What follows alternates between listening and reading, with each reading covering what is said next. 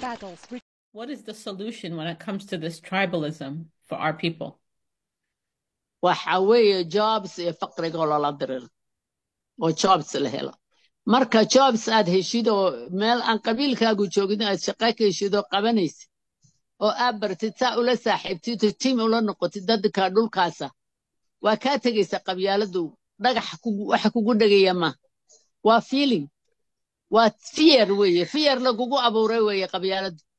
meelaa gashaa la adahay markaasaad qof la qaawiye maaragtay oo qaawan oo laga saaray dharkiisii muxuu samaynayaa meeshuu dharku tuhmiyo ku ordayaa soo maaha fear weeye qabyaaladu waxa weeye markaa dowlad weyday sharci weyday meesha quri aad ku nabadgelaysa waa halkaabaad odhanaysaa oo ku ordaysa marka sharcigu shaqeeyo uma baahanaysa hadda soomaalida ilma adeertii baa isguursatay